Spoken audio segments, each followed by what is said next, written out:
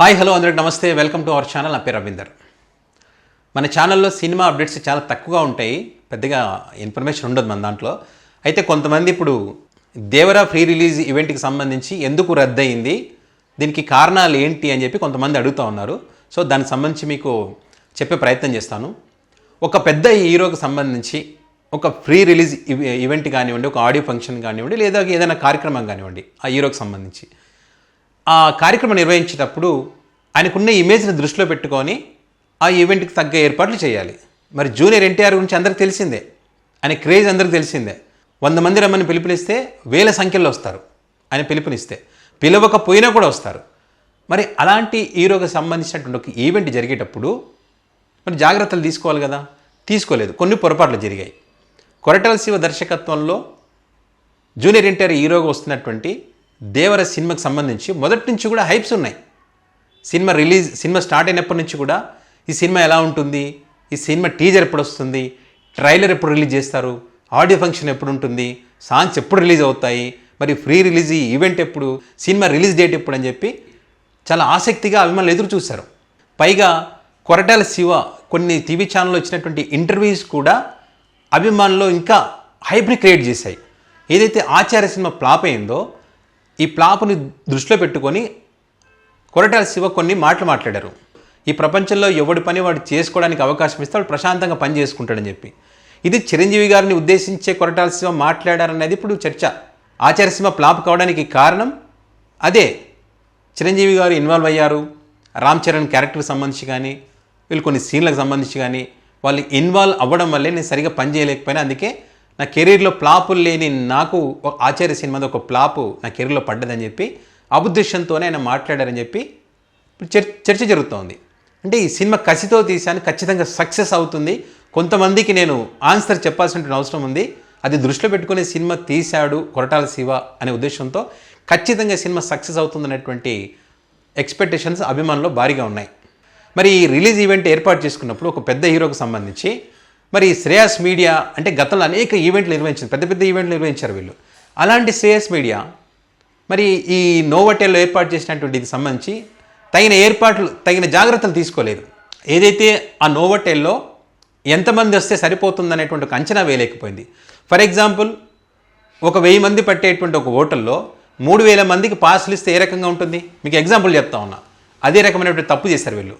ఒక 5000 మంది సరిపోయేటువంటి ఆ ప్లేస్లో మరి 5000 మందిలో కూడా ఇటు అభిమానులు ఉన్నారు, మరి ముఖ్య అతిథులు ఉన్నారు, మీడియా వాళ్ళు ఉన్నారు, తర్వాత మరి సినిమాకి పనిచేసినటువంటి టెక్నీషియన్స్ ఉన్నారు. గతంలో కొరటాల శివతో కానీ జూనియర్ ఎన్టీఆర్తో కానీ పనిచేసినటువంటి ఆర్టిస్టులు అనుకోండి, డైరెక్టర్లు అనుకో, వాళ్ళందరూ కూడా ఇన్వైట్ చేశారు. ముఖ్య అతిథిగా త్రివిక్రమ్ని కూడా ఇన్వైట్ చేశారు అక్కడికి.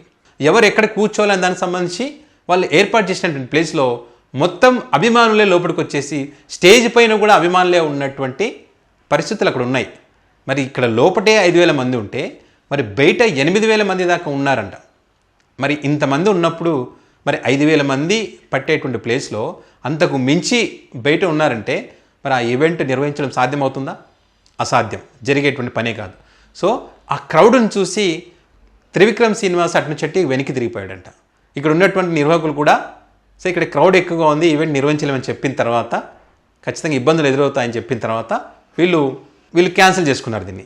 ఈ క్యాన్సిల్ అయిన తర్వాత అభిమానులు మరి నిరాశపడతారు కదా, వాళ్ళు తీవ్ర నిరాశకు గురై హోటల్ పైన దాడులు చేశారు. ముందే నో హోటల్ అంటే అద్దాలతో ఉంటుంది, అంతా అద్దాల రాళ్ళు తీసుకొని అద్దాలు పలగొట్టేశారు. అక్కడ పోలీసులు రావడం, వాళ్ళ అక్కడ నుంచి తరిమేయడం జరిగింది.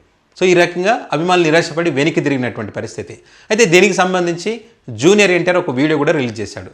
సో మీరందరూ ఎంతో ఆశగా ఎదురు చూసినటువంటి ఈ ఫ్రీ రిలీజ్ ఈవెంట్ వేడుక ఏదైతే రద్దయిందో, మీకన్నా ఎక్కువగా నాకు బాధగా ఉంది. నేను పడినటువంటి కష్టం ఈ సినిమా కోసం, అదేవిధంగా కొరటాల శివ గారు పడ్డటువంటి కష్టం ఈ వేదికగా మీకు చెప్పుకోవాలనుకున్నాం. కానీ నా మీద ఉన్న అభిమానంతో మీరు ఎక్కువ సంఖ్యలో ఇక్కడికి రావడం జరిగింది, కాబట్టి ఈ ఈవెంట్ నిర్వహించలేకపోయాం. కాబట్టి మన్నించండి. మీరందరూ కూడా జాగ్రత్తగా ఇంటికి వెళ్ళండి. ఈ సినిమా ఖచ్చితంగా మీకు నచ్చుతుంది అని చెప్పి జూనియర్ ఎన్టీఆర్ గారు ఒక వీడియో రిలీజ్ చేశారు. అభిమానులు అయితే ఫ్రీ రిలీజ్ ఈవెంట్ వేడుక రద్దు చేశారు, మేము నిరాశపడ్డాం. కానీ 27వ తారీఖు రిలీజ్ అయ్యేటువంటి సినిమా మాత్రం మేము నిరాశ పడకుండా ఉంటే అదే చాలని చెప్పి అభిమానులు కోరుతున్నటువంటి క్రమంలో చిత్ర యూనిట్ అయితే ఖచ్చితంగా మీరు ఎక్స్పెక్టేషన్స్కి ఏమాత్రం తగ్గదు, మీరు నిరాశపడేటువంటి ప్రసక్తి ఉండదు, రికార్డులు కొల్లగొట్టడం ఖాయం అని చెప్పి చిత్ర యూనిట్ చెప్తా ఉంది. మరి చూడాలి, ఈ నెల 27వ తారీఖున రిలీజ్ కాబోతున్న ఈ సినిమా మరి నిజంగా మీరు చెప్పినట్టు రికార్డులు బద్దలు కొడుతుందా, లేకపోతే కొంతమంది ఇప్పుడే నెగిటివ్గా ప్రచారం చేస్తూ ఉన్నారు. వారు చిరంజీవికి సంబంధించినటువంటి ఫ్యాన్స్ అని చెప్పి కొంతమంది చెప్తా ఉన్నారు. ఆచార్య సినిమా లాగానే ఉంది, మరో పాదఘట్టం అని చెప్పి ఇట్లా ట్రోల్ చేస్తూ ఉన్నారు. సో ఆ రకంగానే ఉంటుందా అన్నది చూడాల్సింది.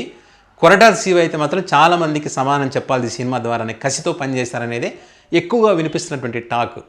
మరి ఎలాంటి రికార్డ్స్ బద్దలు కొడుతుంది, మరి అభిమానులు నిరాశపడకుండా ఉంటారా లేదన్నది 27వ తారీఖు మార్నింగ్ షోలో తేలిపోతుంది.